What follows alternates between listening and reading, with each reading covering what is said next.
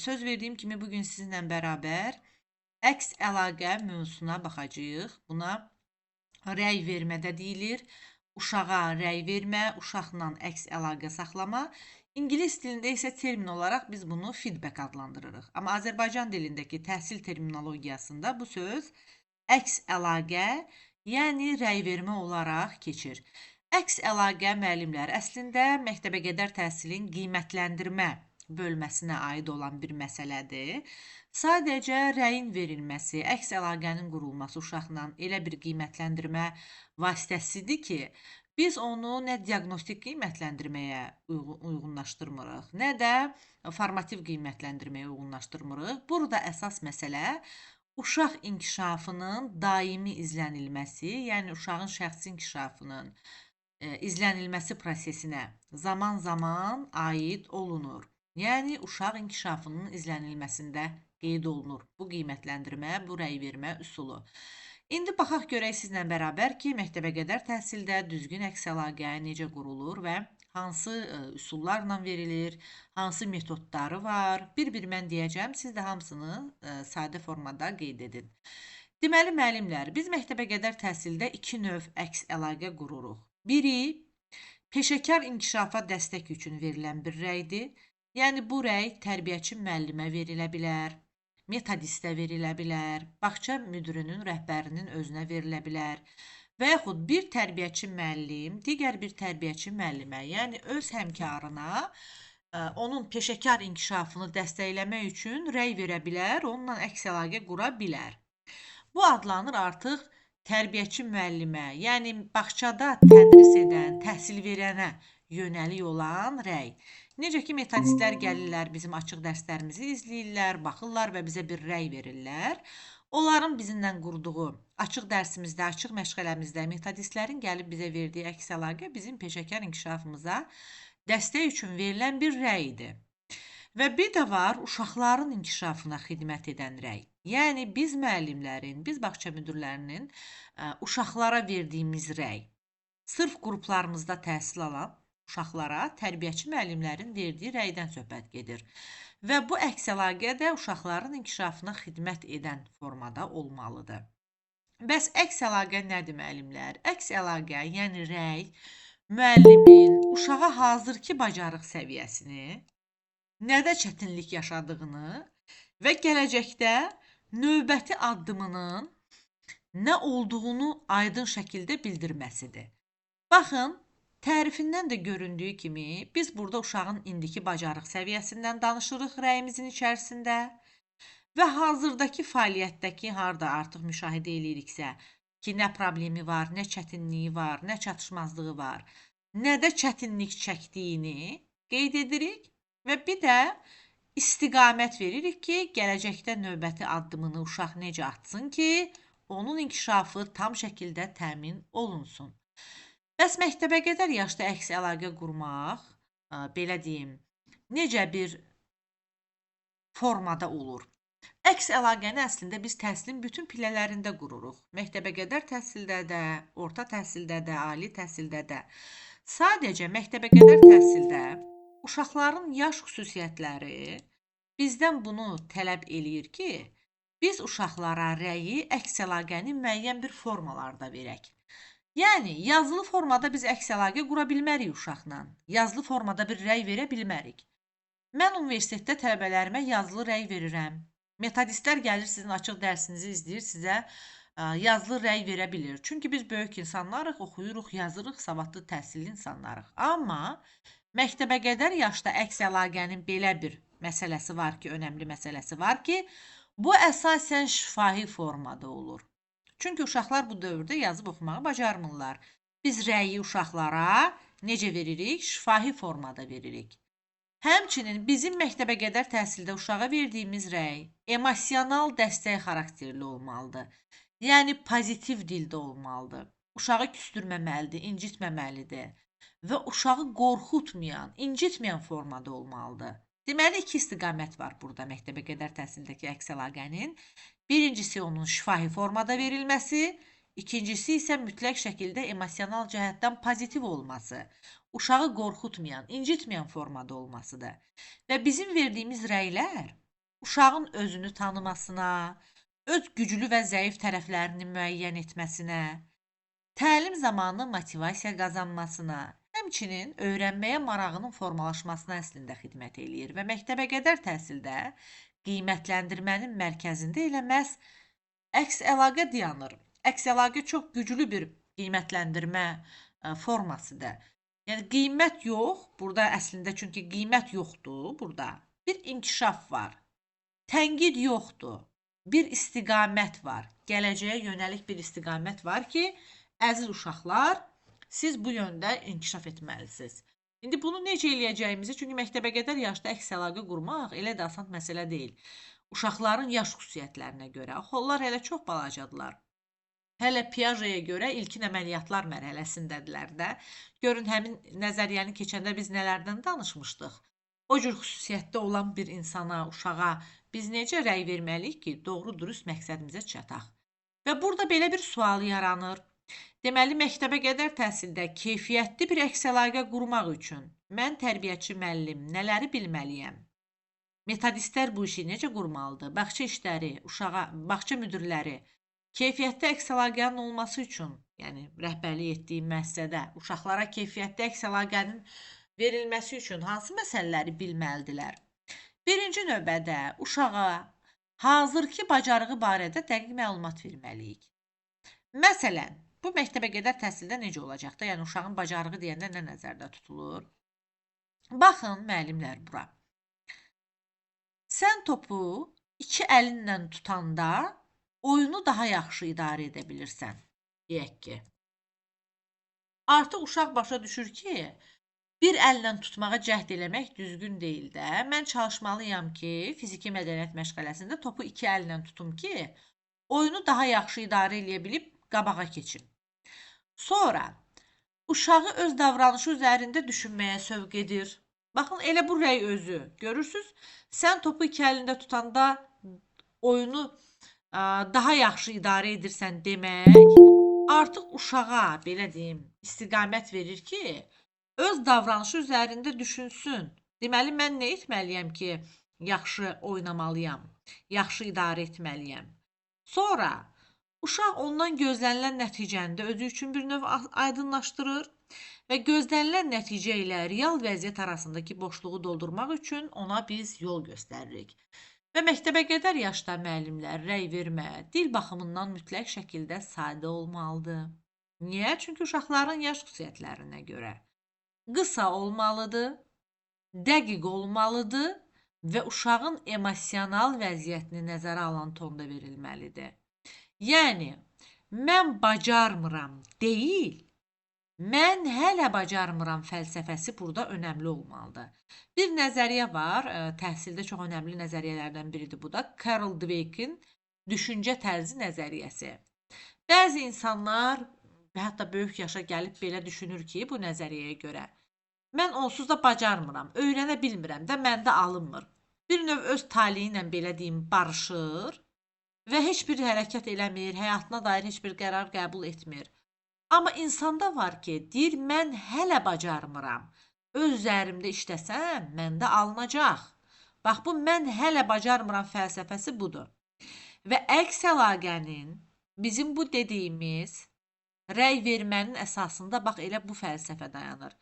Biz uşağa rəyi ona görə veririk ki, bu ona görə var ki, uşaq o düşüncəyə qapılmasın ki, mən bunu bacarmıram, məndə alınmır. Belə düşünməsin.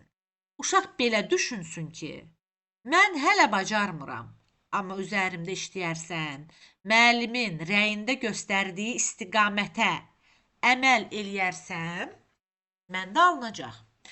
Deməli, məktəbəqədər yaş dövründə uşaqlar öz güclü və zəif tərəfləri barədə düşünməyi hələ yeni öyrənirlər də, düzdürmü?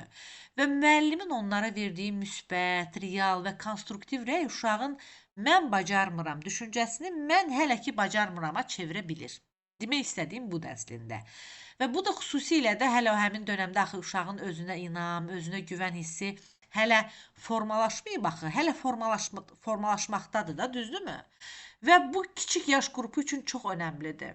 Çünki onlara biz belə deyim də, sən bacarmırsan, səndə alınmır desək, uşaq öyrənməkdən bir dəfəlik əlini ətəyini çəkəcək. Amma biz ona desək ki, sən hələ bacarmırsan, onu həvəsləndirsək, ona konstruktiv rəy versək, uşağın özünə inamı güclənəcək. Bir dəfə səhv eləyəcək, sonra doğrusunu öyrənəcək. Deməli, əks əlaqə həm uşağın öyrənmə fəaliyyətinə burada istiqamət verdi, həm də müəllimin öz təlim prosesini tənzimləməsinə də imkan yaradır. Və məktəbəqədər təhsildə uşağa qiymət vermək, müəyyən simvollardan istifadə etmək, ya da tək bir kəlmənlə belə deyim, afərin demək burada kifayət deyil də. Bu yaş qrupunda baxın, plus qoymaq, mənfi qoymaq, gözəl kimi sözlər demək uşağı nəyi necə etməli olduğuna həvəsləndirmir də, ona bildirmir. Tam bir məlumat vermiş olmur ona. Eləcə də həddindən artıq hədiyyə təklifi vermək, mükafatlandırım, yəni sən öyrən, mən səni mükafatlandıracağam demək, uşağı öyrənmək üçün yox, gələcəkdə tərif və hədiyyə almaq üçün çalışmağa bir növ yönləndirilir də. Baxın, Bandura nəzəriyyəsində biz nə dedik? Mükafat və cəza var idi orada sosial öyrənmədə. Amma bu mükafat və cəza elə olmalıdır ki, uşağı ondan asılı bir səviyyəyə gətirməsin. Və bir də məktəbəqədər təhsildə ego yönümlü rəy deyə bir şey var. Baxın, bəzi hallarda tərbiyəçilər uşağın fəaliyyətini izah etməzdən əvvəl birbaşa olaraq onun şəxsiyyətinə və digər uşaqlarla müqayisəsinə əsaslanan bir rəy verirlər. Məktəbəqədər təhsildə uşaqların başqa bir uşaqla müqayisəsi konkret olaraq yol verilməzdir. Başqa bir uşaqla rəqabətə salınması, istər sağlam rəqabət olsun, istər qeyri-sağlam rəqabət olsun, fərqi yoxdur. Rəqabətə salınırsa uşaq, bu düzgün deyil. Baxın, bu ego yönümlü bir rəy adlanır. Deməli, ego yönümlü rəy nədir? Emosiyaya əsaslanır, uşağın şəxsiyyətinə tərif kimi səslənir. Bax, əsas xüsusiyyəti budur. İçində emosiyalar olur, hissə əsaslanır. Obyektiv olmur da, yəni hisslərə əsaslanır və bir də uşağın şəxsiyyətinə və digər uşaqlarla müqayisəsinə əsaslanır. Ego yönümlü rəy. Baxın, afərin, sən çox ağıllı uşaqsan. Bu nədir? Bu elə bir ki, onu qabardırıq da, emosional durumunu qabardırıq. Bu ego yönümlü rəydir. Və yaxud deyirik ki, baxın, şəkli bu uşaq hamıdan çox gözəl çəkib, bu uşaq birincidir, hamıdan yaxşı bu uşaq çəkib. Bu nə oldu? Bu da ego yönümlüdür. Yəni uşağın egosunu elə bir qaldırır. Və yaxud müqayisə edirik. Deyirik, bax, dostun daha tez yığışdırır. Sən onun kimi tez yığışdıra bilmirsən oyuncaqlarını. Bax, bu da ego yönümlü rəydir. Və yaxud sən həmişə səliqəsizsən. Bax, bu mənfi bir xüsusiyyətləridir bu rəyin. Və ego yönümlü rəy uşaqlar arasında müqayisə və rəqabət yaradır. Harda müqayisə və rəqabət varsa, ego yönümlü rəy götürəcəksiniz. Yəni, uşaq fəaliyyətin özünü deyil, başqalarından üstün görünməyi önəmli hesab etməyə başlayır bu zaman ki, məni müqayisə eləyəcəklər, mən rəqabətdəyəm, başqalarından üstün görünmək üçün bunu etməliyəm. Sonra, daxili motivasiyanı azaldır ego yönümlü rəy. Çünki uşaq öyrənmək üçün deyil, xarici motivasiya üçün çalışır da, yəni tərif almaq üçün, qınanmamaq üçün bir növ fəaliyyət göstərir. Bax, bu mövzunu bir haşiyəyə çıxıb sizə onu da deyim ki, müəllimlər, bu mövzunu indi keçməyimin səbəbi ondan ibarətdir ki, nəzəriyyələri bilmədən bu mövzunu tam yaxşı başa düşmək mümkün deyil. Bax, daxili motivasiyanı da nəzəriyyələrdə keçmişdik, xarici motivasiyanı da keçmişdik. Baxın, əlaqəni qura bilirsiniz aradakı. Deməli, ego yönümlü rəy daxili motivasiyanı azaldır. Halbuki bizə lazım ki, daxili motivasiya daha güclü olsun.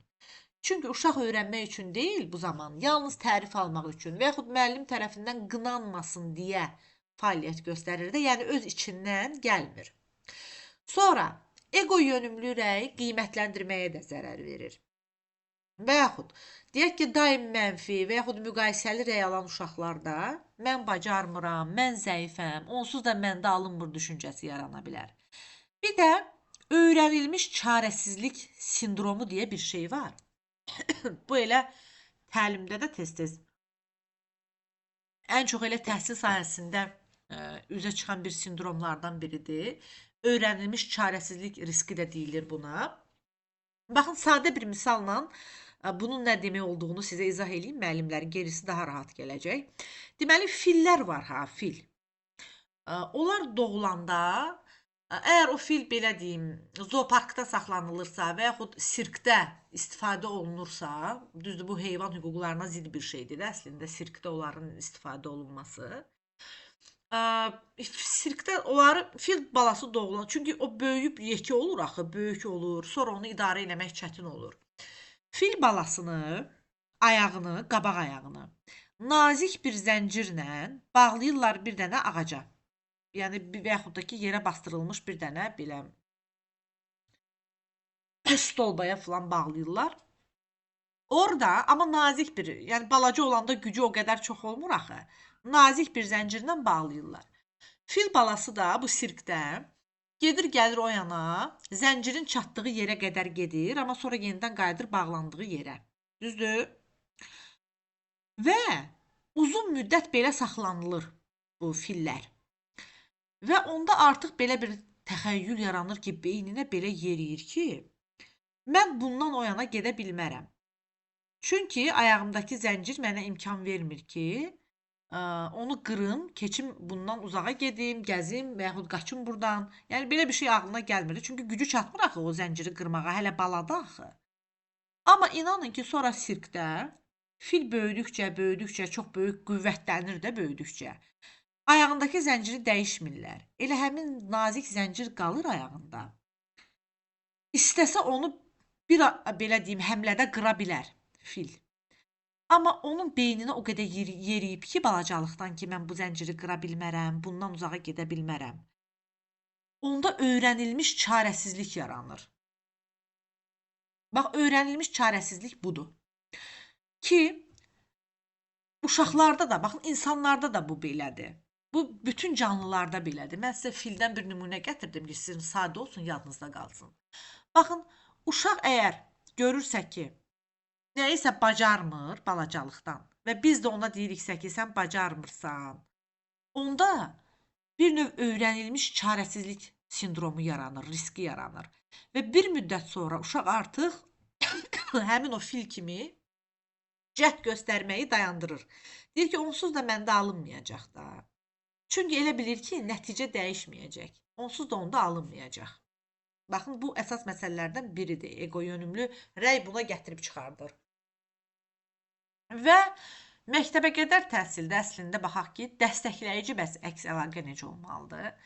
Dəstəkləyici əks əlaqə müəllimlər uşağın şəxsiyyətinə deyil, gördüyü işə, sırf həmin fəaliyyətə, prosesə və uşağın inkişaf yoluna fokuslanır. Üzr istəyirəm. Uşağın inkişaf yoluna fokuslanır. Və burada bir sıra əsas prinsiplər var. Biz uşağa rəy verərkən nələrə diqqət etməliyik? Birinci növbədə, rəy konkret olmalıdır. Yəni, afərin demək uşağa bu tam mənanı açmır da. Nəyə görə afərin? Deyək ki, oyuncaqları səbətə yığdığın üçün otaq daha səliqəli oldu. Demək daha doğrudur. Nəinki sadəcə afərin demək. Çəkdiyin rəsmdə rəngləri diqqətlə seçmisən demək daha konkret olur. Afərin deməyin əvəzinə. Sonra, proses burada vurğulanmalıdır. Deyək ki, gülləni qurmaq üçün yenidən cəhd etdin və səndə alındı. Çətin olsa da sona qədər davam etdin. Sonra, müqayisədən uzaq olmalıdır. Yəni, başqa bir uşaqla müqayisə eləyə bilmərik. Yalnız uşağı özü ilə müqayisə eləyə bilərik. Deyək ki, bugün əvvəlkindən daha çox rəqəm öyrəndin və yaxud ötən həftə düymələri özün bağlaya bilmirdin köynəyinin, amma bugün özün bağlamağa çalışdın. Daha sonra, mütləq rəydə inkişaf istiqaməti göstərilməlidir. İnkişaf istiqaməti nədir? Yəni ki, nə səhvdir, səhv deyiləndən sonra, səhv olan şey deyiləndən sonra, onun düz yolu da göstərilməlidir ki, bəs düzü nədir? Deyək ki, baxın, inkişaf istiqaməti göstərən rəy belə olur. Əgər yapışqanını az istifadə etsən, kağız daha rahat yapışacaq. Oyundan sonra blokları rənglərinə görə ayırsaq, daha tez yığışdırarıq. Baxın, deməli, əgər uşaqla otağını səliqəyə salmaq davranışının nə işə yaradığı haqqında biz danışsaq, məsələn, deyək ki, Yəni əslində biz ona izah eləməliyik ki, sənin etdiyin bu yaxşı davranış sənə hansı faydanı verir? Uşaq onu başa düşməlidir ki, mən bu davranışı etsəm, bundan hansı faydanı götürəcəm? Məsələn, bax bu yığışdırmaqla bağlı olan nümunənin üzərindən gedək. Deyək ki, artıq axtardığın kitabı daha rahat tapa bilərsən, əgər otağı düzgün səliqəyə salsan və yaxud da buna görə də səhərlər çantanı daha tez hazırlayarsan, dərsə gecikməzsən, məşğələyə gecikməzsən. Bax, bu artıq istiqamət vericidir. Verilən bu əks əlaqənin içərisində biz uşağa həm mükafat vermiş oluruq, həm də onun davranışını analiz etmiş oluruq. Deməli, uşaq bilməlidir ki, mən bu rəyi niyə görə aldım? Yəni, onu qavramalıdır. Deməli, burada baxırıq ki, yəni əsas məsələ mükafat və yaxud cəza verməkdən daha yaxşıdır əks əlaqəyə girmək uşaqla. Ən yaxşısı da ki, müəllimlər, sadə, müşahidəyə əsaslanan, davranışı təsvir edən və yönləndirən əks əlaqədir. Baxın, əsas xüsusiyyətləridir. Bax, bu sadaladığım açar sözləridir əks əlaqənin. Əks əlaqə sadə olmalıdır, müşahidəyə əsaslanmalıdır və yaxud konkret fakta əsaslanmalıdır. Bu qarşınıza fakt kimi də çıxa bilər, müşahidə kimi də çıxa bilər. Eyni şeydir. Faktı biz elə müşahidə edib götürürük də uşaqdan. Davranışı təsvir etməlidir, yəni uşağın davranışını mütləq şəkildə təsvir etməlidir və onu yönləndirməlidir. Düzgün əks əlaqə uşağı düşünməyə vadar etməlidir. Mütləq şəkildə əks əlaqə uşağın davranışında dəyişiklik yaratmalıdır və məktəbəqədər yaşda bu dəyişiklik daha sadə formadadır. Məsələn, deyək ki, tapşırıqdan sonra deyirik ki, gəl düşünək, əgər bu oyunu yenidən oynasaq, nəyi daha fərqli edə bilərik kimi suallar verəndə uşaq öz davranışı barədə düşünür də, düzdürmü? Və bir də unutmamalıyıq ki, hər uşaq fərqlidir. Biri motivasiya olunmaq üçün daha çox həvəsləndirilməlidir. Digəri daha çox müəllimin izahatına ehtiyac duyur. Elə bir uşaq da var ki, özünə qapanıqdır, sakitdir. Mütləq şəkildə onunla danışarkən yumşaq bir tona ehtiyac duyur. Müəllim mütləq şəkildə uşağın temperamentini, emosional vəziyyətini, zəka növünü, sosial bacarıqlarını, hətta ailə ev mühitini və həssaslığını da nəzərə almalıdır. Çünki əsas şərtimiz uşaqla müəllim arasında güclü bir münasibət qurmaqdır. Və mütləq şəkildə burada belə bir məsələ var ki, biz təlimin əvvəlində bunu dedim, indi həmin hissəyə gəlirəm. Mütləq şəkildə uşağa pozitiv tonda verilməlidir əks əlaqə. Onu özünə inamını qırmamalıdır. Yəni, uşaq hiss eləməlidir ki, müəllim onun tərəfindədir. Ona qarşı deyil. Onunla belə deyim də, düşmənçilik eləmir. Əslində müəllim onun yaxşılığını istəyir. Yəni, uşaq bunu başa düşməlidir. Deməli, belə olanda uşaq müəllimə güvənəndə, müəllimin onun tərəfində olduğunu düşünəndə, müəllimin verdiyi rəy uşağa daha yaxşı çatır. Və bunun üçün də müəllim nə etməlidir?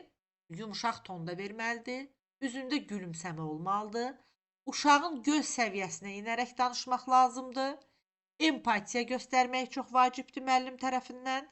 Çünki bunlar olmasa, rəy nə qədər doğru olsa belə uşağın davranışı dəyişməyəcək. İndi gələk sizə bir dənə metoddan bəhs eləyirəm ki, bəs metod olaraq biz əks əlaqəni necə hazırlamalıyıq? Bütün dünya təhsil sistemlərində belə bir model var. Mən hər zaman təlimlərimdə bu model üzərindən izah eləyirəm. İndi mənasını dərk elədik. İndi modelinə baxaq ki, əks əlaqə üçün məktəbəqədər yaş üçün hansı ideal bir yanaşma var burada. Baxın, dedik ki, kiçik yaşlı uşaqlar tənqidə qarşı həssas olurlar da. Və buna görə də onlar üçün sendviç modeli dediyimiz bir model daha məqsəd uyğundur. Sendviç modeli. Bu ideal bir modeldir. Sendviç modeli bilirsiniz nədir? Birinci müsbət qeydi veririk əvvəldə və deyirik ki, sən bugün oyunda çox yaxşı çalışdın. Sonra öz rəyimizi veririk, yəni çatışmazlığı. Topu atanda biraz da diqqət etsən, hədəfə daha yaxşı çata bilərsən. Və ən sonda da istiqamətləndirici, motivasiya edici cümlə veririk ki, əminəm ki, növbəti dəfə səndə daha yaxşı alınacaq. Bax, bu həm uşağı incitmir, həm də davranışı inkişaf etdirir. Bax, bu sendviç modelidir. Sendviç deyəndə biz nəyi nəzərdə tuturuq? Elə bildiyimiz sendviçdə üstü çörək, altı çörək, ortasında da pendir olur və yaxud ət olur. Yəni əsas dadlı hissəsi ortada olur da. Müsbət qeyd elə bir ki, bu baxın sendviç elə bildiyimiz sendviç. Baxın çörək kimidir. Müsbət qeyd üstündə. Sən bu gün oyunda çox yaxşı çalışdın. Konstruktiv rəy ortada ki, topu atanda biraz da diqqət etsən, hədəfə daha yaxşı çata bilərsən və ən sonda da motivasiya edici cümlə ki, əminəm ki, növbəti dəfə səndə daha yaxşı alınacaq. Müsbət burada yuxarıda, ortada əsas məsələni uşağa çatdırırıq. Şirin dillə belə demək mümkündürsə, ən sonda da qapadırıq motivasiya edici cümlə ilə. Və əks əlaqənin də müəllimlər iki növü var. Konstruktiv əks əlaqə və destruktiv əks əlaqə. Destruktiv əks əlaqə qınayıcı əks əlaqə deməkdir. Biz bunu istəmirik. Biz konstruktiv istəyirik. Çünki dəstəkləyici olmalıdır. Destruktiv nə deməkdir? Belə deyim də, ancaq uşağın mənfi cəhətlərinin onun üzünə deyilməsidir. Yalnız zəif cəhətlərini, fəaliyyət zamanı icra etmədiyi davranışları, uşağın yanlışlarını, səhv etdiyi yerləri deyiriksə, bu destruktivdir. Və burada destruktiv əks əlaqənin nəticələri bir növ uşağı cəzalandırmaqla oxşar olur. Yəni uşaq fəaliyyət və davranışla bağlı müəyyən mənfi hisslər keçirdir.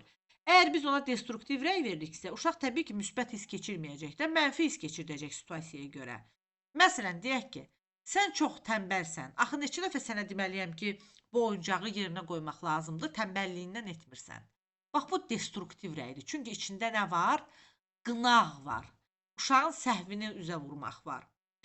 Konstruktivdə isə dəstəkləyicilik var. Əsas xüsusiyyəti, ayırt edici xüsusiyyəti budur. Yəni, sendviç modelində olduğu kimi, burada sendviç modelində olduğu kimi konstruktiv rəydə uşağa əvvəlcə onun güclü tərəflərini, müsbət tərəflərini deyirik. Sonra ortada zəif cəhətlərini deyirik. Ən sonda da ona istiqamət veririk ki, zəifliyini necə aradan qaldıra bilər. Məsələn, deyək ki, rəsm fəaliyyətində belə bir uşağa konstruktiv rəy veririk. Sən şəkil çəkəndə çox diqqətli olursan. Biraz da rəngləri seçməyə çalışsan, rəsmlərin daha da gözəl olacaq və mən inanıram ki, növbəti dəfə bunu daha yaxşı bacaracaqsan. Deyək ki, baxın, uşaq burada neyniyib? Rəngləri qarışdırıb da uyğunsuz istifadə edib. Bax, biz ona deyirik ki, uyğun istifadə etmək lazımdır. İndi baxaq, belə deyim, konstruktiv və destruktiv rəyin əsas fərqlərinə. Destruktiv əks əlaqə uşağı özünü müdafiə etməyə təhrik edir, bacarıqlarını inkişaf etdirmir, özünə hörmət və inamı azaldır, növbəti addımı təyin etmir, çünki içində istiqamət yoxdur, yalnız qınaq var və uşaqda mühakimə olunmaq hissini yaradır. Konstruktiv əks əlaqə isə inam və əməkdaşlıq mühiti yaradır uşaqda. Müəllimə qarşı inam yaradır, özünə qarşı inam yaradır. Uşağın bacarıqlarını inkişaf etdirir, özünə hörmət və inamını artırır. Həmçinin istiqamət olduğuna görə içindəki düzünü necə etməliyəm sualına cavab tapdığıma görə rəyin içində növbəti addımın nə olacağını müəyyən etməyə uşağa kömək edir ki, uşaq müəyyənləşdirsin ki, mən necə etsəm düzgün olar. Uşağı özünü inkişaf etdirməyə həvəsləndirir. Deməli, belə deyim, əsas fərqləri burada vurğuladıq. Axı biz dedik, əks əlaqəyə rəy vermək həm də müəllimin özünə də lazımdır. Deməli, buradan artıq belə bir məntiqi nəticəyə gəlirik ki, məktəbə qədər təhsildə əks əlaqə yalnız uşağın inkişafına xidmət etmir. O həm də müəllimə xidmət eləyir. Necə xidmət eləyir? Bax, biz uşaqla əks əlaqəyə girəndə özümüz üçün müəyyənləşdiririk birinci nəyi? Tətbiq etdiyimiz təlim strategiyaları, metodları, üsulları, iş formaları nə dərəcədə effektivdir? Və lazım gəlirsə, təlim üsullarını dəyişirik. Uşağın öyrənmə tərzini daha yaxşı anlayırıq və gələcək məşğələ planlarını da formalaşdırmağa kömək edir. Deməli, məktəbə qədər təhsildə əks əlaqə həm uşağa, həm də müəllimə xidmət edən bir məsələdir. Və bir də burada müəllimlər əsas məsələlərdən biri də budur ki, davamlı olaraq tapşırıqla və fəaliyyətlərlə bağlı məktəbə qədər təhsildə dəstəkləyici əks əlaqə alan uşaqlarda bilirsiniz hansı bacarıqlar formalaşır? Birinci növbədə onlara verilmiş rəyin nəyə əsaslandığını çox yaxşı bilir bu uşaqlar. Növbəti tapşırıq və fəaliyyətləri necə daha səmərəli edəcəklərini bilirlər. Təlim nailiyyətlərini artırmağın yolunu dərk edirlər. Güclü və zəif tərəflərini müəyyənləşdirirlər. Özünü və başqalarını həmçinin düzgün qiymətləndirmə bacarıqları bu uşaqlarda inkişaf edir. Və ömür boyu öyrənənlərdən olurlar da, yəni ömür boyu öyrənmə prosesi başlayır bu uşaqlarda. Öz bilik və bacarıqlarını başqaları ilə deyil, yalnız özlərinin əvvəlki göstəriciləri ilə müqayisə edirlər. Və beləliklə də əks əlaqə həm öyrənən, həm də öyrədən üçün bir inkişaf mənbəyi olur. Bir də müəllimlər bu mövzu ilə bağlı xüsusi bir məsələni də istəyirəm sizin diqqətinizə çatdırım. Deməli, burada nədir? Bəzən müəllimlər gözlənti və əks əlaqə arasında bir qarışıqlıq sayırlar. Yəni, rəylə müəllimin gözləntilərini qarışdırırlar. İndi sizə konkret ipucuları verəcəm ki, müəllimin gözləntisi nədir, əks əlaqə nədir və bunların arasındakı əsas fərqlər nələrdir? Deməli, müəllimlər, məktəbə qədər təhsildə gözlənti və rəy bir-birindən fərqlidirlər, amma bir-birini əslində tamamlayan anlayışlardılar. Və bunların qarışdırılması təlim prosesində yanlış bir yanaşmalara bəzən səbəb olur da. İndi gəlin baxaq, birinci görək ki, gözlənti nədir? Müəllimin gözləntisi odur ki, mütləq şəkildə uşaqların fəaliyyətindən əvvəl uşaqlara çatdırılır. Buna belə bir tərif də verə bilərik ki, gözlənti uşağın fəaliyyətə başlamazdan əvvəl ondan müəllimin nə gözlədiyini əvvəlcədən aydın şəkildə bilməsidir. Yəni biz uşağa fəaliyyətə başlamazdan əvvəl ondan nə gözlədiyimizi əvvəlcədən aydın şəkildə bildirməliyik. Bunun bəs məqsədi nədən ibarət olacaq? Birinci növbədə biz əgər gözləntilərimizi əvvəlcədən bölüşürüksə uşaqlarla məşğələdə və yaxud hər hansısa bir fəaliyyətdə, birinci növbədə uşaqda məsuliyyət hissi yaranacaq. Sonra davranış çərçivəsi quracağıq uşaqla, yəni qaydaları tətbiq etmiş olacağıq. Sosial qaydaları əvvəlcədən müəyyənləşdirmiş olacağıq və uşağı həmin fəaliyyətə psixoloji olaraq hazırlayacağıq. Xüsusiyyətləri hansılar oldu? Gözlənti mütləq şəkildə əvvəlcədən qurulur.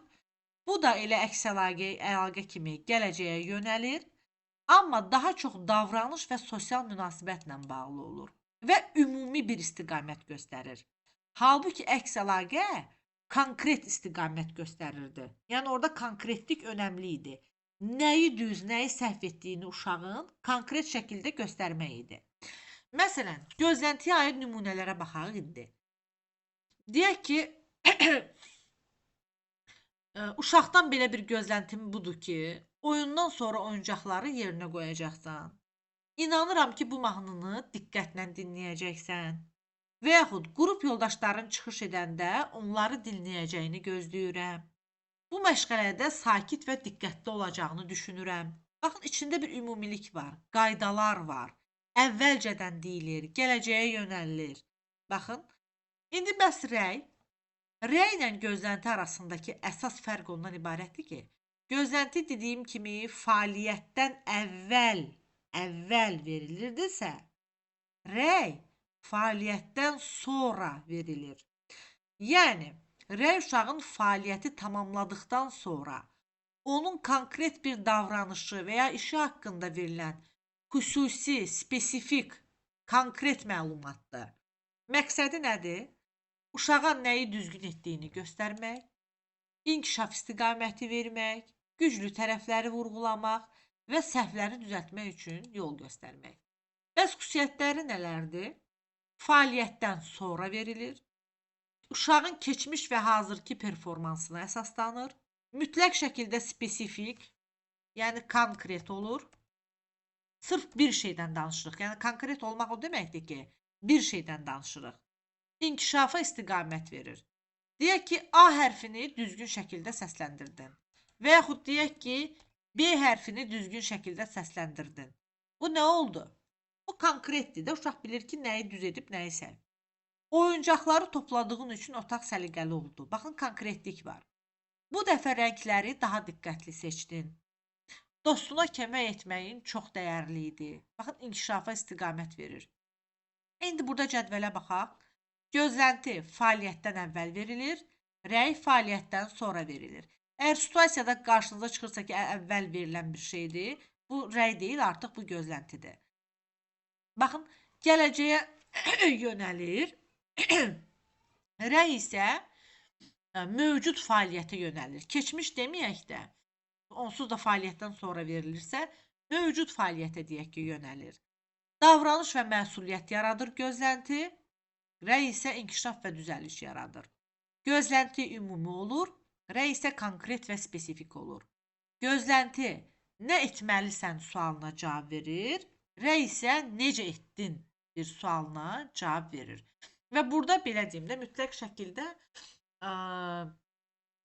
uşağın elə bir formada olmalıdır ki, uşaq gələcəyə dair bir ipucu alsın ki, rəydə. Mən gələcəkdə nəyi etməliyəm ki, gördüyüm iş düzgün alınsın. Yəni, burada keçmişə söykənmək o qədər də düzgün deyil. Sonra və burada uşaq yönümlülük prinsipi qorunur. Uşaq yönümlülük prinsipi bu gözlənti və rəy məsələsində çox önəmlidir. Niyə görə bu əhəmiyyətlidir? Çünki gözlənti uşağın potensialına inam yaradır. Yəni, mən inanıram ki, müəllimin olaraq sən bunu bacaracaqsan, düzdür? Bu müəllimin gözləntisidir uşaq haqqındakı. Və əgər bunu uşaqdan gözləyirəm ki, bacaracaq. Uşaq yönümlülük prinsipinin əlamətləri nələr idi? Uşağın meyl və marağına cavab vermək, uşağın tələbatlarını nəzərə almaq, uşağın ehtiyaclarına uyğun təlim qurmaq və rəydə uşağın inkişafını istəyir. Məsələn, deyir ki, mənə, yəni müəlliminə oyuncaqları səliqəyə salmağa kömək etməyin çox dəyərli idi. Baxın, bu artıq uşaq üçün bir rəydir və hər birinin tərkibində uşaq yönümlülük var. Uşağın tələbatlarına, uşağın maraqlarına söykənən bir formada biz bunu edirik. Yaxşımı müəllimlər? Deməli belə, bugünkü mövzumuzun izahı buraya qədər. Mən istəyirəm ki, indi də bir neçə dənə sizinlə bərabərcə bu mövzu ilə əlaqəli testlər işləyək. Deməli, müəllimlər, birinci şifahi bir sual cavab eləyək, sonra keçərik testlərimizə. Lalə müəllimə, axşamınız xeyir olsun. Lalə müəllimə, siz mənə deyin görüm ki, məktəbə qədər təhsildə əks əlaqənin hansı növləri var? Müəllim, əks əlaqənin 2 növü var. Biri konstruktiv, biri də destruktiv. Konstruktiv rəy müsbət rəydir, destruktiv rəy mənfi rəydir. Mənfi rəydir. Xüsusiyyətləri nələrdir, müəllimə bu? Gələk həmin cədvələ. Sadalayın bir-bir. Destruktiv rəy mənim uşaqlarda orada uşaqlar özünü müdafiə edir. Orada uşaqların bacarıqları inkişaf etmir. Burada uşaqların özünə inam azalır. Növbəti addıma uşaq yaxşı getmir də. Uşaqlarda mühakimə qurmaq hissi yaranır. Ancaq konstruktiv rəy müsbət rəydir. O mənfi rəydir, belə desək. Bu müsbət rəydir. Burada uşaqlarda inam, əməkdaşlıq inkişaf edir. Həmçinin uşaqların bacarıqları inkişaf edir. Özünə hörmət, inam artır. Növbəti addımı onların deməli, növbəti addımda onlara kömək edir. Sonra uşaqların özünü inkişaf etdirməyə həvəsləndirir. Müsbət rəydir. İzləndirmə vasitəsidir də, uşaq inkişafının izlənilməsinə aiddir, düzdürmü? Bəli, müəllim, bəli. Aha. Bəli, müəllim. Təşəkkür edirəm Lalə müəllimə. Ləman müəllimə. Bəli, müəllim, axşamınız xeyir. Hər vaxtınız xeyir olsun. Əks əlaqənin verilməsi üçün dünya qabaqcıl təhsil sistemlərində tətbiq olunan model hansıdır müəllimə və xüsusiyyətləri hansılardır?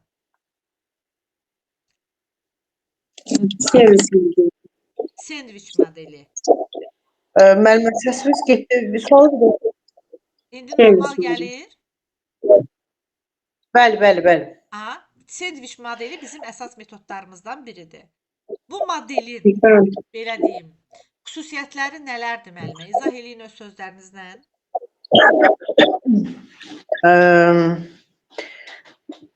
Bu modelin xüsusiyyətləri, yəni bayaq siz izah elədiniz. Bu indi 3 var. şəkildə gördüyümüz şey modeldir də bu konstruktiv Ha, bəli, sendviç model. E, Əvvəlcə uşağı elə bil ki e, söz yadımdan çıxdı müəllimə. Müsbətdən başlayalım. Əvvəlcə müsbətdən başla. Sonra konstruktiv rəy ver. Axırda da motivasiya.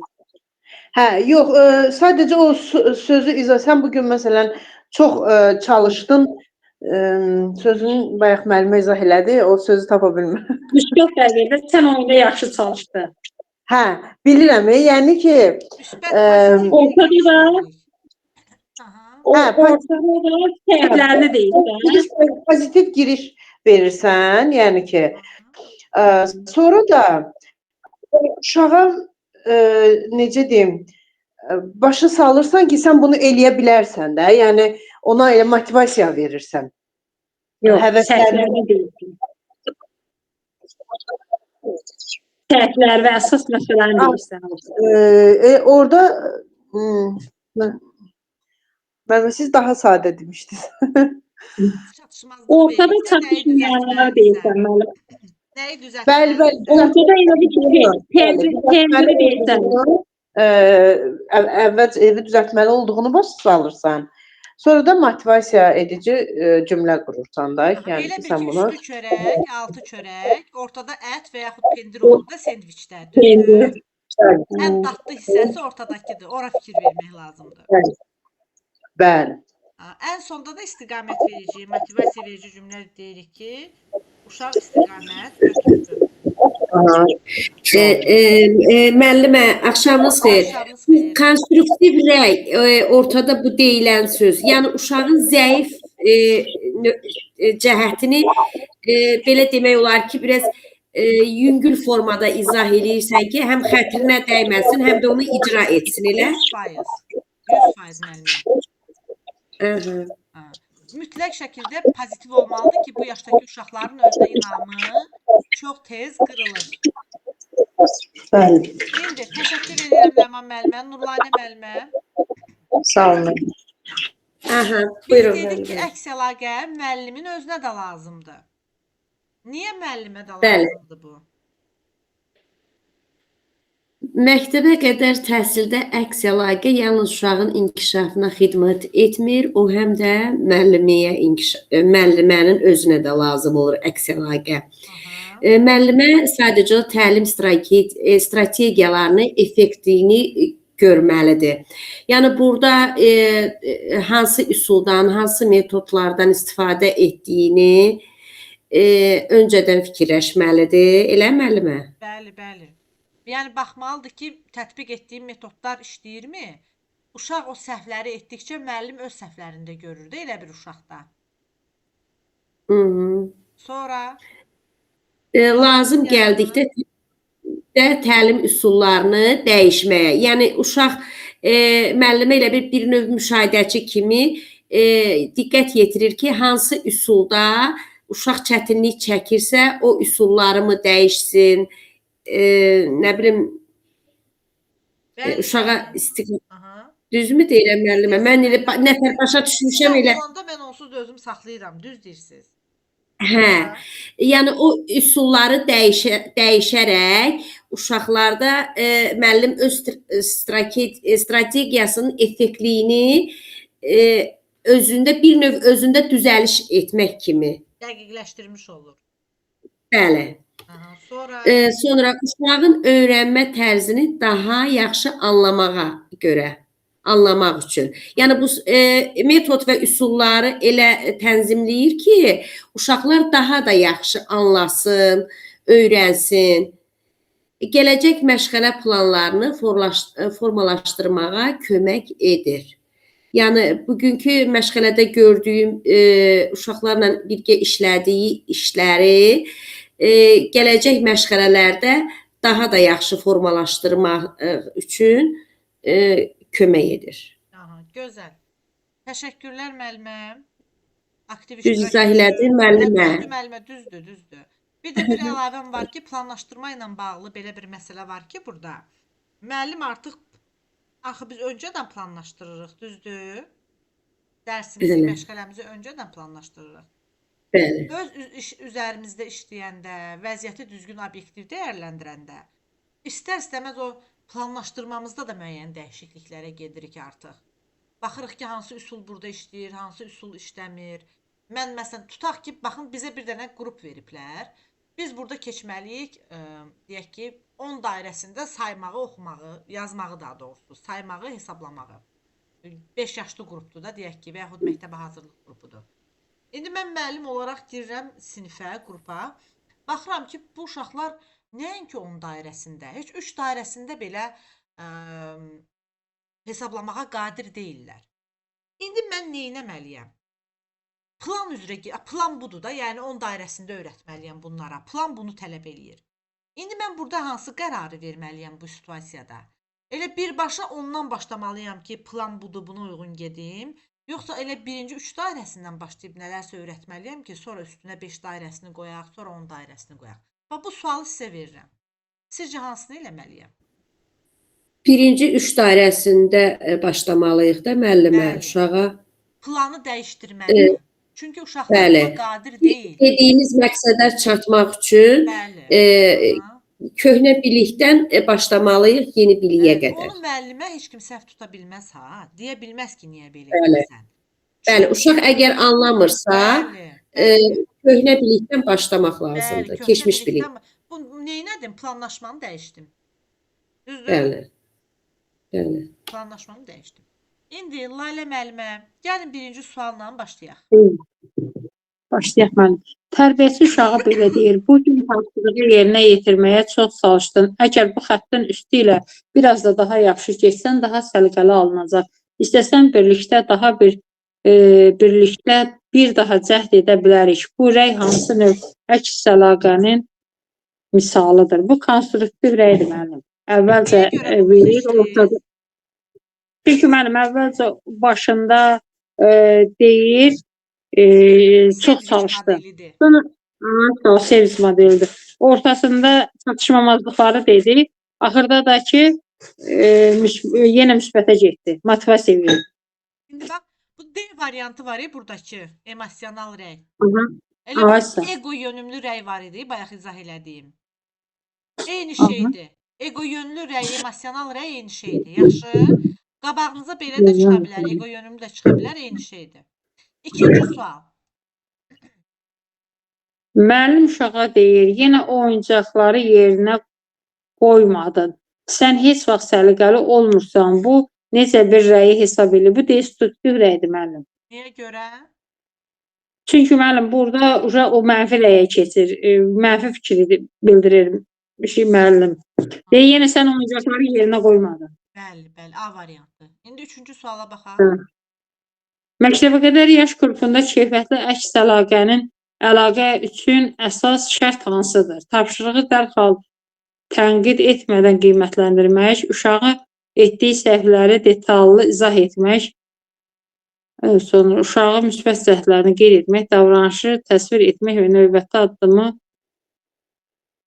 uşağın davranışı təsvir etmək və növbəti addımı göstərmək. Bu olacaq müəllim D variantı. Niyə görə müəllimə əsaslandırın? Davranışı təsvir edir uşağın fəaliyyətini. Sonra onun növbəti addıma istiqamət verir də. İstiqamətləndirici, düzünü etsən necə olmalıdır, onu da deyir. Göstərir də yol istiqamət verir. Dördüncü Məktəb qədər təhsildə keyfiyyətli əks əlaqənin xüsusiyyətlərinə aid edilə bilməz. Bu, buna aid deyil deməli, eləmi? Uşağın davranışı təsvir edən faktlara əsaslanır. Bu düzdür. Şəxsi keyfiyyətləri qiymətləndirmək uşağın özünə inamını artırmağa çalışır. Davranışın inkişafı. Hası? İkinci variant. Bax, bunu bütün qrupa verirəm bu sualı. Bu ikinci rəy. İkinci bənd var ha. Hansı rəydir? Şəxsi keyfiyyətlər deyilsinəli. Destruktiv, konstruktiv yoxsa ego yönümlü? Hansıdır? Şəxsi keyfiyyətləri qiymətləndirmək uşağın özünə inamı artırmağa çalışır. Bu sual deyilsinəli. Bax, bu ikinci bəndi ayrıca bir sual kimi verir. Ego yönümlüdür müəllim. Bəli, müəllimə, doğrudur. Ego yönümlü. Çünki şəxsi keyfiyyətlər deyir müəllim. Orada ego yönümlüdür. Bəli.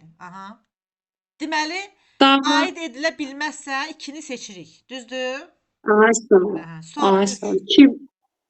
2 getdi. 3. Davranışın inkişafı üçün növbəti addımı göstərir. Sadə, qısa və emosional vəziyyəti nəzərə alıb, bax bu 2 ilə 4 olacaq müəllim, mən biləm. 2 Yox, ilə 2 ilə 4. 4 yox. Yox, qoy görüm bizə dəqiqə deyəm 2 ilə 4 yox. 2 ilə görüm bizə dəqiqə. Uşağın düşündürən yönəldici suallardan istifadə edir. Davranışın inkişafı üçün Müəllimə, etmir. etmir. Hə, bax elə odur. Bax orada çaşıram da onu edir.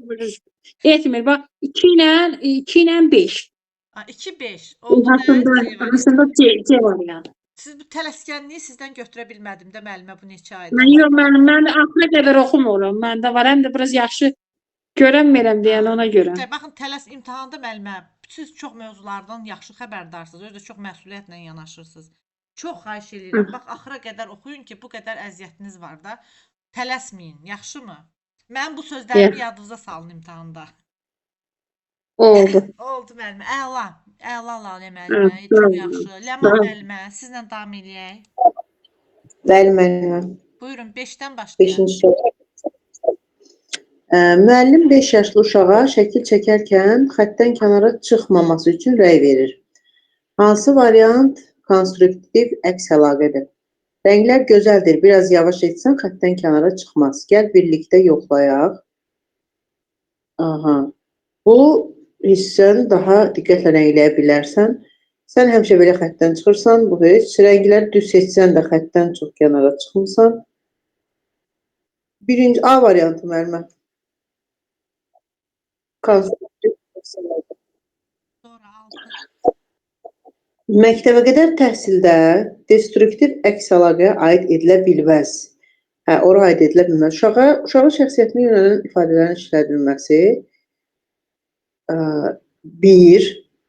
Müəllimin uşağın edilə bilməzi soruşur. Bu ego yönümlü də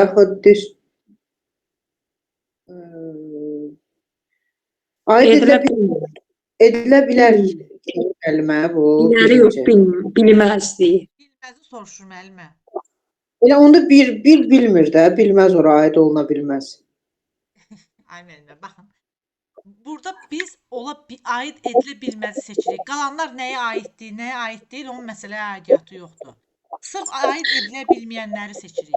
Hamısını oxuyun variantları, tələsməyin. Müəllimin uşağın emosional vəziyyətinə nəzərə alması, davranışın yaxşı tərəflərinə qısa şəkildə toxunulması, müşahidələr deyil, müəllimin narazılığına əsaslanması, uşağın özünə inamını azaldan etkiləyici cümlələrin verilməsi.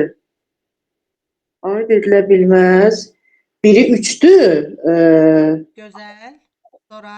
Biri 2 və 3. 2, 3. Bəli. Doğrudur müəllimə. Baxın, müəllimin uşağın emosional vəziyyətini nəzərə alması. Bu konstruktiv. Mən birinci görəyim müəllimə. Uşağın şəxsiyyətinə yönələn ifadələrin işlədilməsi. Bayaq o ego yönümlü dediniz. Ego yönümlüyədir. Baxın, burada söhbət ondan gedir ki, ego yönümlü, bu sırf deyir ki, əlaqə aid edilə bilməz. Siz ikisini seçirsiniz. O birislər nəyə aiddir, nəyə aid deyil, onların öz yeri var. Başa düşdüm. Sonra 7.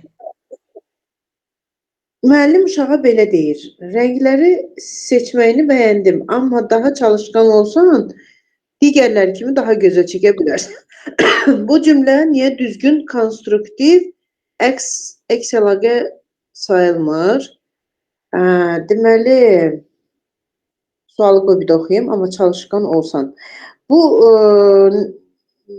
çünki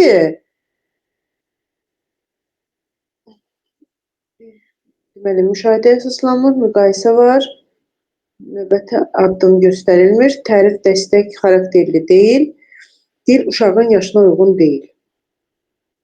Bunu başa düşmədim. Orada müqayisə var ona görə. Bəli, baxın. Müqayisə hardadır? Müqayisə Digərləri.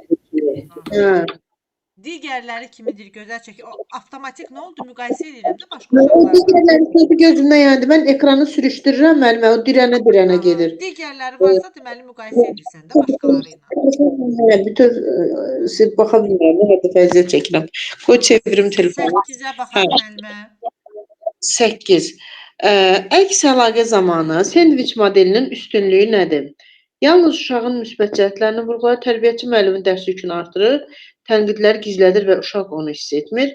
Uşağın həssaslığını nəzərə alıb tənqidi yüngülləşdirir, tapşırığı daha tez başa düşməyi təmin edir. Bu D-dir də. Uşağın əsaslığı nəzərə alıb, tənqidi yüngülləşdirir. 9-a da baxaq müəllimə. 4 sual oldu sizlə. Deyəsən oldu 4.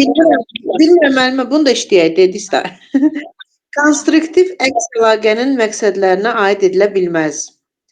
Uşağın öz davranışını dərk etməsinə yardım etmək, davranışdakı səhvləri cəza ilə əlaqələndirmək, uşağın yaş xüsusiyyətləri həssaslığını nəzərə almamaq, uşaqda mən bacara bilərəm inancını formalaşdırmaq, davranışın necə yaxşılaşdığını dair yol göstərmək. Müəllimə, bu 3 ilə, deməli 2 ilə 3-dür burada. Oldu Ləman müəllimə, təşəkkür edirəm. Nurlanə müəllimə, gəlin 10-cu sualdan da sizlə davam edək. 4 yaşlı Səid tapşırıq zamanı blokları rənglərinə görə düzgün qruplaşdırır. Amma son 2 bloku səhv yerləşdirir. Müəllim ona necə konstruktiv əks əlaqə verə bilər? Bu səhvdir, yenidən düz et. Əla demək olar ki, hamısını düz etmisən, amma axırda biraz qarışdırdın. Rəngləri yaxşı tanıyırsan, sadəcə son ikisini bir də yoxlaya bilərikmi? Niyə belə qarışdırırsan? Axı hər gün bunu edirsən. Əla, çox yaxşı etdiniz. Növbə. C variantı. Rəngləri yaxşı tanıyırsan, sadəcə son ikisini bir də yoxlaya bilərikmi? İndi bu cavab doğrudur müəllimə. Düzdür. İndi mən sizə bir dənə sual vermək istəyirəm burada. Niyə görə B deyil, C-dir? B deyil. B deyil, C-dir. Baxın, niyə görə B deyil? Hamısını düz etmisən. B niyə səhvdir? C doğru cavabdır, düz tapmısınız. Amma niyə Müəllimə, səhvdir? Elə bir B-də orada uşağı tərifləyir, amma sonra keçir destruktivə. Elə bir mənfiliyir. Elə müəllimə? Bax, o mənfilir yox. Baxın, burada səbəb bilirsiniz nədir? Girişi verir. Deyir ki, demək olar ki, hamısını düz etmisən. Amma axırda biraz qarışdırdın. Qarışdırıb da yalan demir ki, faktı deyir də. Düzdür. Elə bir ki, sendviçin pendir hissəsidir də bu. Burada bilirsiniz niyə görə səhvdir? Çünki ardınca necə düz eləməyi haqqında istiqamət yoxdur. İstiqamət vermir. Motivasiya kimi də. Motivasiya yox. Yaxşı mənfi cəhətini yumşaq formada demir. Orada mənfi cəhətini deyil, orada kəsir. Elə bir ki, axırını vermir, dalınan üst çörək var, əla demək olar ki, hamısını düz etmisən.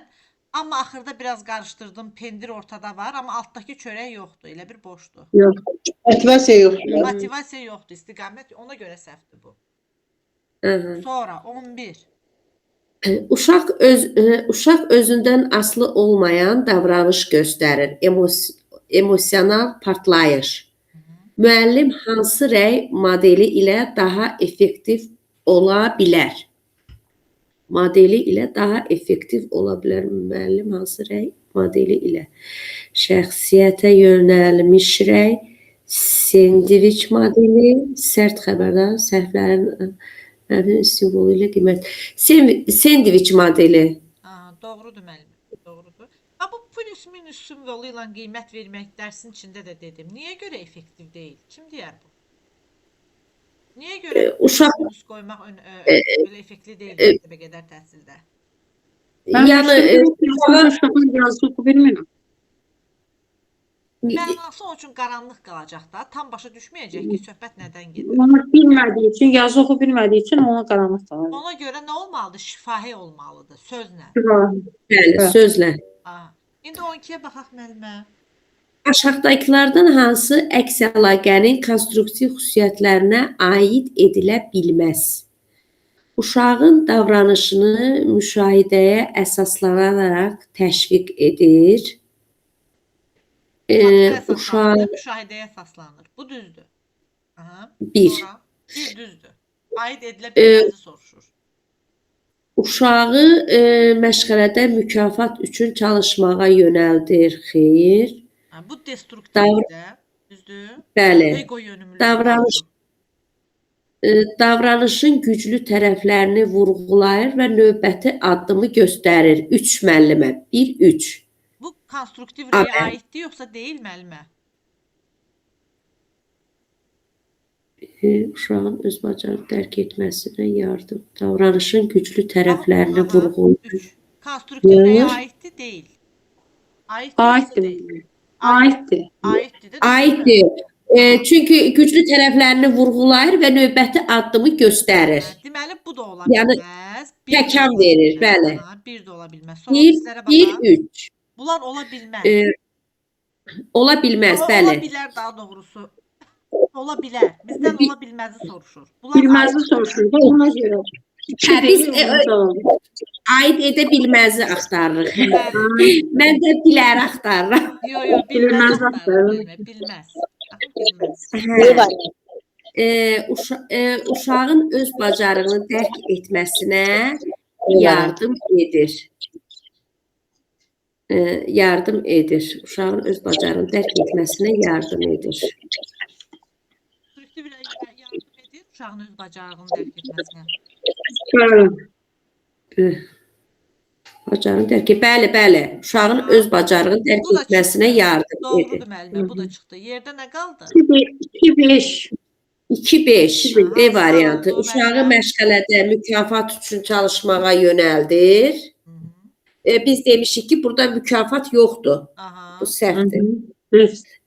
Sonra uşağın yaxşı xüsusiyyətlərinə uyğun olmayan dildə Yaş verilir. xüsusiyyətlərinə uyğun olmayan. Yaş xüsusiyyətlərinə uyğun olmayan dildə verilir. Bu Halbuki da səhvdir. konstruktiv rəy uşağın yaş xüsusiyyətlərinə uyğun dildə verilir. Bəli. Olmayan dildə yox, olan dildə verilir. Sadə, Bəli. anlaşıqlı, rahat. Düzdürmü? Bəli. Sonra 13-ə də Bir də- baxaq müəllimə. Destruktiv əks əlaqənin nümunələrinə aid olanları müəyyən edin. Sən həmişə səhv edirsən. Bu destruktiv 1. Bu tapşırığı biraz daha diqqətlə etsək yaxşı olar. Bu düzdür. Bu yəni konstruktivdir. Oyuncaqları düzgün yığmadan yenə də səhv etdin. Bu da 1 3.